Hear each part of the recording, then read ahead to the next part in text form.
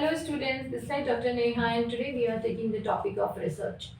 Not only paper one's research, obviously, because UGC has added the research methodology in every subject as a major unit, as a very important topic. It is a part of all the subjects in UGC. So, what are the differences in the topics of paper 1 research and paper 2 research? As we have observed and we have researched, then we found that many institutions who are giving classes in the market are giving only paper 1 research classes to the students, and they are not talking about the topics which are separate from paper 1 research in paper 2, but students are giving or students are asked to take only paper 1 research classes and apply the methodology in paper 2, which is completely wrong. There are certain topics which are not a part of paper 1 and individually comes in paper 2, where the students loses their marks. So today we are going to take the differences between research of paper 1 and paper 2. It's because everyone who is taking classes, who is studying or preparing for UGC, know already that research methodology, research aptitude is already there.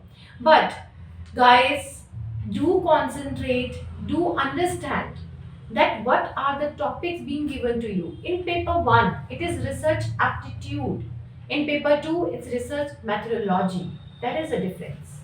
It cannot be one at all. It cannot be one.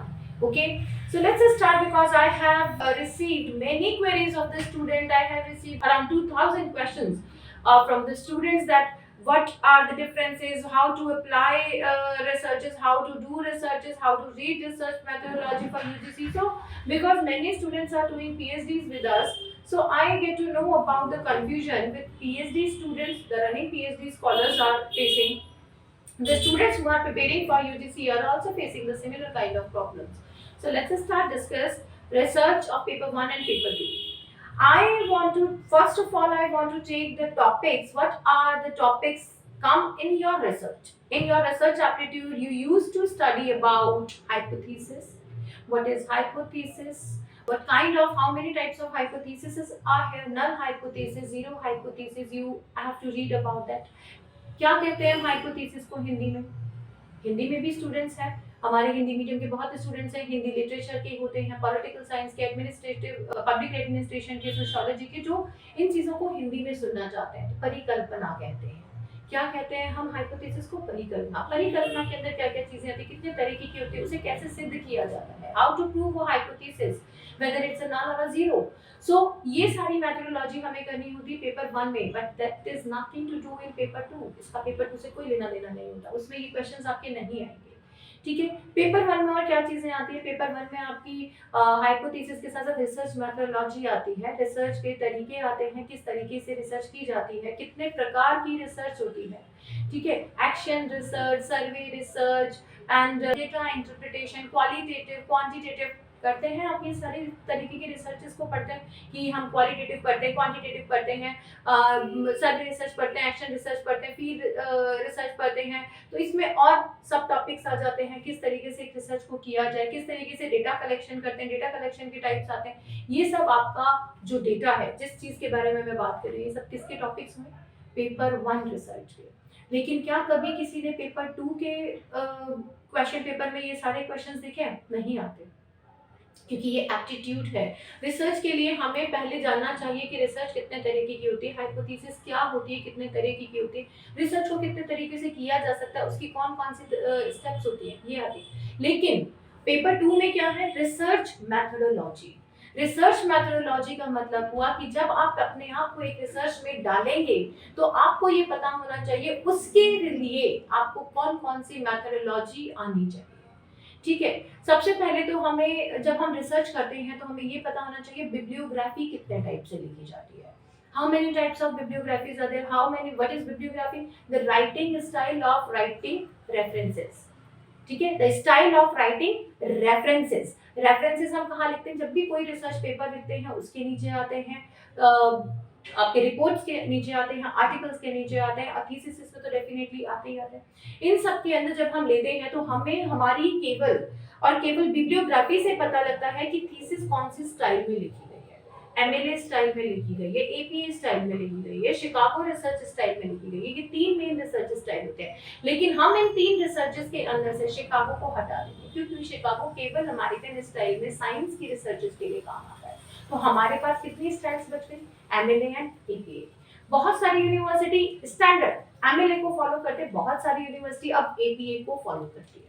इनमें फर्क क्या होता है कि guidelines में क्या फर्क होता है, हमें ये पता होना चाहिए।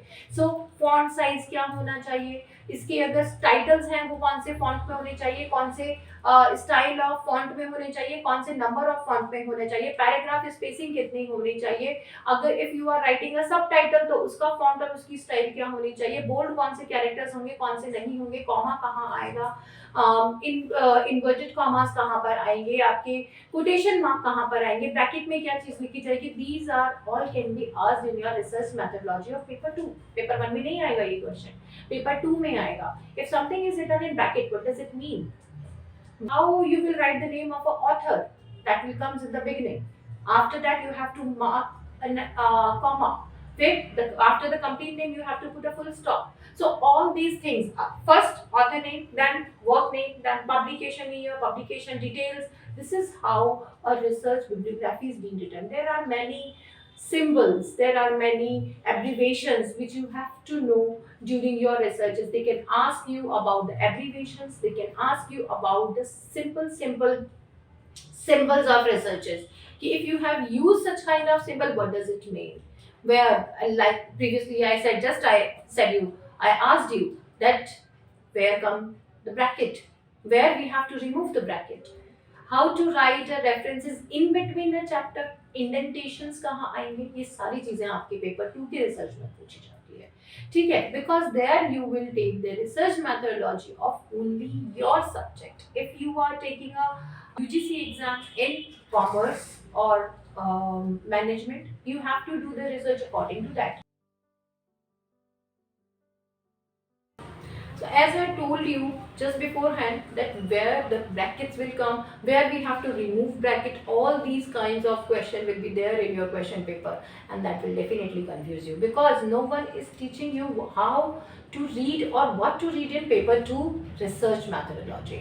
Now first of all I want to give you an idea, a complete idea of how to write a synopsis, because that will be the main topic of your research methodology.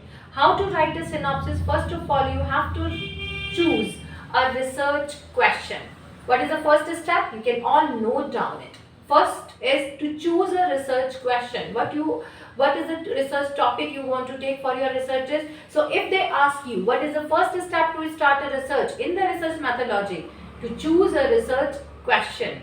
Then second, to make hypothesis. Okay, there is nothing to do with the null or zero, but you have to make hypothesis on the basis of your research questions. No, not only one research question, but you have to create 2-3 research questions which will guide you during your entire process of taking research, that what you have to do with the topic. So first you have to create research questions, then you have to write hypothesis. That means you have to make a one-liner hypothesis that this is whether can go this side, correct or wrong, that is a right or wrong. You have to prove your hypothesis whether it is correct, whether it is incorrect. So we, on the basis of our research questions, we have to prove our hypothesis. So these are the first step, to create research questions, and second to create hypothesis. Then third step, you have to write the introduction about your research. What topic you are choosing, what hypothesis or research questions you are creating, that means some idea is there in your mind about the research. You have to create an introduction about it, what your idea is all about, right? Next step is to write a research review, that is also known as review of literature.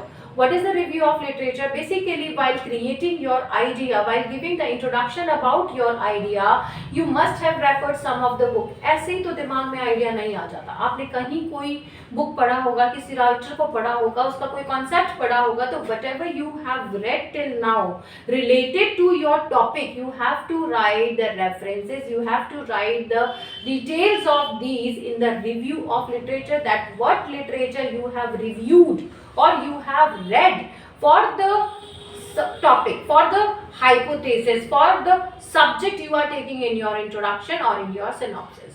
So, again I'm repeating, for writing a synopsis, first thing you have to do is creating research questions, then hypothesis. Third thing which you need to create is an introduction about your idea. Fourth and the most important thing is literature review. Okay, review of literature is very important, because by reading review of literature only, a writer, a teacher, a guide used to see that how much research you have done, how much you know about the topic which you want to take for your researches. Okay, next step is you have to write the research methodology. What kind of research methodology you will choose for creating or for writing your research. For doing your research, what kind of methodology you will use. If your research is an active research, if you have to, you know that you have to go in the public to take the public opinion, to collect data, then your research methodology will be action research, and you have to write about it, which you have read already in paper 1. So these kind of details you have to give here in the research methodology. What kind of methodology you will opt for writing your complete or entire research.